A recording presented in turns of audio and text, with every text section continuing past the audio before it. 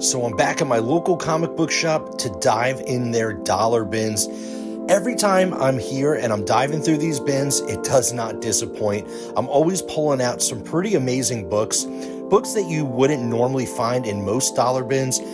This shop always has a great selection. They also have a premium selection of back issues, which I'll be diving through as well today. And hopefully we find some really good stuff, and then we'll go back home and I'll show you anything I picked up. So stay tuned. What's going on, everybody? Welcome to today's video. So like I said, I went diving through the dollar bins at my local comic book shop, and I found some incredible books. Once again, my comic shop does not disappoint. We're going to jump right into it and see everything I picked up. There was a big stack of early Spider-Man books, like Bronze Age stuff. Really excited to find these in a dollar bin. I feel like you never find that. First off, we have issue number 160. Nice little 30-cent issue with a super cool cover. And it's in pretty decent condition. I mean, it's got a couple little color breaks, but finding this in a dollar bin, not bad at all. Issue number 160, really cool cover. Also found this one. I was really happy about this. Issue number 162, the first appearance of Jigsaw, which we saw that character in the Punisher miniseries on Netflix. We've seen him in some of the older Punisher movies. Just a classic Punisher villain, and really cool to see its first appearance in comics. And a great cover here on this issue 162. You got Spidey, you got Nightcrawler, and you got Punisher there. Really cool book. It's in pretty decent shape. It's got a little color break here, but nothing too crazy. First appearance of Jigsaw. Another awesome cover. ASM 164 with that classic Kingpin cover. Spidey's down on the ground, like begging for help. And just a really cool book. This one's got a lot of spine ticks on it. But you know what? For $1, you really can't complain for a 30-cent amazing Spider-Man book. Just another cool cover. Not a key or anything, but issue 165. I always thought this cover was cool with that dinosaur skeleton here. Really cool book. Also, issue 166. A nice little run going on of some 30-cent ASM. Another really cool cover. We got a little Christmas theme. You got Lizard. Just a really cool book here. Can't go wrong for just $1. We got ASM 197. Another cool Kingpin cover. He's about to throw this couch onto Spidey's head. Crazy book. And this one's actually in really nice shape. Another awesome cover with Mysterio. Issue 198. You know, a little 40-cent ASM. This one's also in pretty nice condition. We got issue 199. Another Mysterio cover. I like the different panels on the cover here. It's got a couple little color-breaking creases, but overall not too bad to find in the dollar bin. And moving on to issue 206, another cool ASM book. I mean, finding these in the dollar bin is just awesome. I never find earlier issues of ASM in dollar bins. I mean, these are like $3 to $5 books or more all day long. ASM 208, this one's like pretty high grade, really nice.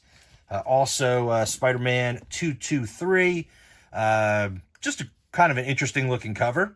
But, you know, I'm not going to complain. Really cool. Definitely fun to find these in the dollar bin.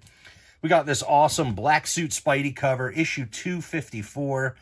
I really like this cover. I like all the line work and, you know, Black Suit Spidey on top of the this tank-type truck. Really cool cover. And another ASM, we have 283. Pretty cool book here as well with Absorbing Man and Titania. Very cool. And let's see, the last ASM book here jumps up a little bit to 326. It's a newsstand, and, you know, it's in high grade. So very cool to find all these ASM books in the dollar bin.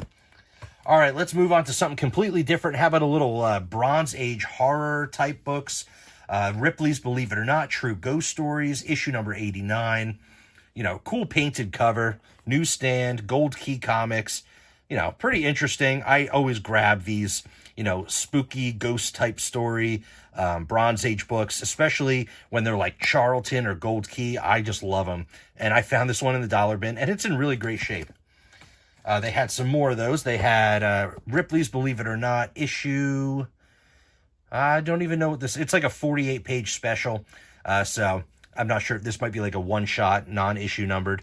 But cool painted cover. True Ghost Stories. Another Gold Key horror book. Actually, he grabbed two of these. They had two of these same ones here. And another Gold Key is Boris Karloff, Tales of Mystery. Super cool, like, dinosaur cover. You know, you really can't go wrong finding these for $1. Really awesome artwork on these.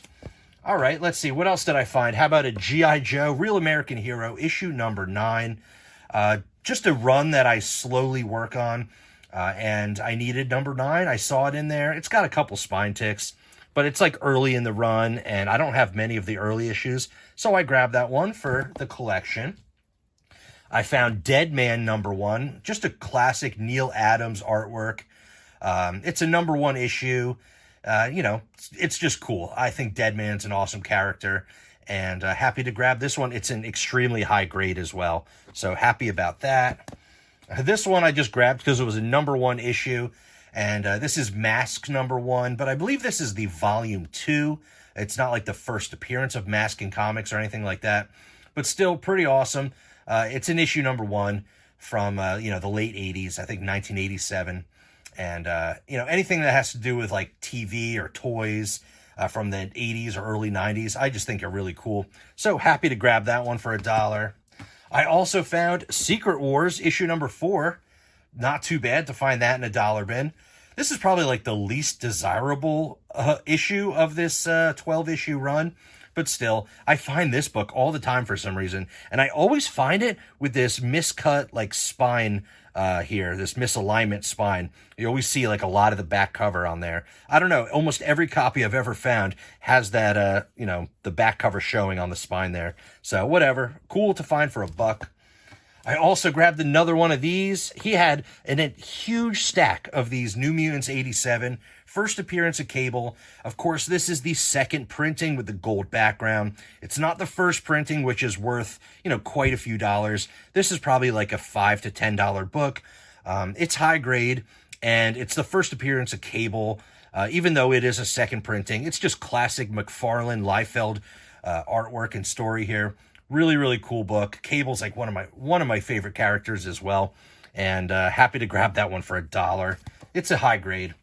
This is a really cool book. I always grab this when I find it. I actually have a couple issues of this. This is Blue Devil Annual number 1, and this actually is an unofficial cameo appearance of Justice League Dark. One of the last panels of this story has, you know, all the guys here, and they start talking that, you know, maybe they'll start a spooky Justice League team. Kind of hinting that they're going to be starting the Justice League Dark. It's a really cool little cameo, or, you know, some say it's like an unofficial first appearance, but they kind of just discuss it, and they don't really give it a name. But still, really cool. Justice League Dark is, you know, one of my favorite DC teams, and just always grabbing this book when I find it. It's really fun, and a good read as well. I also found this Wonder Man number 1. I mean, this book right here is near mint. I don't know if we'll ever see that Wonder Man show. Maybe I guess it's coming out soon at some point, or maybe they canceled it. I'm not even up to date on it. I know this book was like selling for like $15, $20 at one point when everybody was specking on it. But it's a cool number 1 issue from the 90s, and it's not a newsstand, unfortunately, but it's all good. It's high grade, and it does have the poster in there as well. So Wonder Man number 1, pretty cool. This was a really cool find. In high grade, this book is worth a few bucks, quite a few bucks. But this is What If number 1. It's like a giant size 50-cent issue. But as you see, it's got like a rip here where the cover's folding over. Actually, I could fix that and make it look a little nicer. There's a tear right here by the spine. The cover's kind of dirty. But it is the number 1. In high grade, it's like a $100 book. But this is pretty low grade. But still, in low grade, I'm thinking it's at least a $5 to $10 book. You know, it's still a good reader copy for What If, issue number 1, What If Spider-Man joined the Fantastic Four. just a classic Bronze Age book to add to the collection, even though it's pretty low grade. But I paid $1, so, you know, not too bad. Here we go, another What If book that is awesome. And this one's in really nice condition. This is What If Wolverine Had Killed the Hulk. Just a classic cover with, you know, Wolverine defeating Hulk. I mean, awesome book. And this one actually has quite a bit of value. I've seen these sell from like 15 to 20 bucks. So not too bad to find this one in the dollar bin, and it's actually a pretty sharp copy. I actually have at least 1 or 2 other copies of this, so this will be going up for sale or trade, but happy to find that in a dollar bin. This was cool. It is a reprint, a facsimile, if you will, but this was a reprint from like the late 80s. So pretty cool. Nick Fury, Agent of S.H.I.E.L.D., issue number 2, with that awesome Jim Steranko cover of Nick Fury flying through space.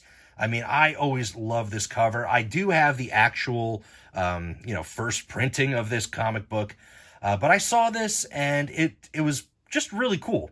So for $1, I had to grab it, and it's just such a classic cover. And this one just looks so bright, and you know, it's in really nice shape. So it's nice to see this book in high grade and, you know, real bright colors. Happy to find that one for just $1. And then the last dollar bin find I found here was this one. And you're probably wondering, what the heck is this? Who's Who, issue number, what is it? Issue number 4?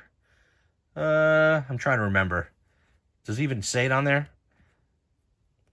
It's somewhere. But yeah, so it's the DC Who's Who. It's like an index book. But the reason I bought this one is because it actually has an awesome interior artwork by Dave Stevens. I'll show you that real quick now. So as you see here, it has all different artwork from different people here, but I'm a huge Dave Stevens fan, and it has this amazing Catwoman artwork by Dave Stevens. Really cool. That's pretty much the only reason people collect this book, is because it has a little bit of Dave Stevens in there. It's got some other great artists too. You know, Dave Cockrum. I mean, all different really cool stuff in here. Captain Carrot. You know, really, really cool. Let's see, who else do we have here? Just, you know, a lot of artwork and, you know, little backstories and stuff about different characters here. So happy to grab this one, and, you know, especially because it has that awesome Dave Stevens in there. Really, really cool. There you go. Found it in the dollar bin. Huge Dave Stevens fan. Not too bad at all. And that is a perfect segue into some of the books that I got out of the back issues. So I paid more than $1 for these, but I did find The Rocketeer, the official movie adaptation, and with an amazing Dave Stevens cover here from 1991. It was priced at $4. I mean, anything Dave Stevens for less than $10 is a steal of a deal. And this is a big square-bound, thick book. It's the official movie adaptation, so that's actually kind of cool. The movie was a little but the comic books are awesome. All the Dave Stevens stuff. He really made Rocketeer what it is. You know, Dave Stevens, huge fan. Happy to grab that one for just $4. And then moving on to some of my other favorite stuff, I did get, let's see here, I got a Tomb of Dracula, issue number 11. I was priced at $7. It's in pretty good condition. It's got like a couple little ticks by the staples, but I needed this one for the run. I'm very close to finishing this Tomb of Dracula run, and I only needed a few more books, and this was one of them, issue number 11. I also picked up issue number 3, which is awesome, real early in the run. It's priced at $14. You know, I thought that was pretty fair, even though it is kind of lower grade. It's got a handful of spine ticks, but it is, you know, the third appearance of Dracula. So that was really cool. And then I also found this awesome book here, Tomb of Dracula, issue number 25, the first appearance of Hannibal King, priced at $12. Mainly because it has some, you know, some wear up on the top left corner. It's got some color breaks and wear on the top right corner. There's not too many spine ticks, but it's got a little color rub. And just a classic book here, an awesome first appearance in the Tomb of Dracula run. Besides being the first appearance of Dracula or the first appearance of Blade, the next best one is definitely the first appearance of Hannibal. So really, really happy to grab this one at such a good price. So that's everything that I picked up. We found a lot of amazing dollar bin finds, and I got some really cool back issues. Always a pleasure going to my LCS and diving through their books, because I always come home extremely happy with some incredible deals and some amazing comics for my personal collection. So that's the video for today. I hope you enjoyed watching everything. Smash that like button, subscribe to the channel, ring the notification bell so you can see when I upload my next video. And as always, I'll see you on the next one.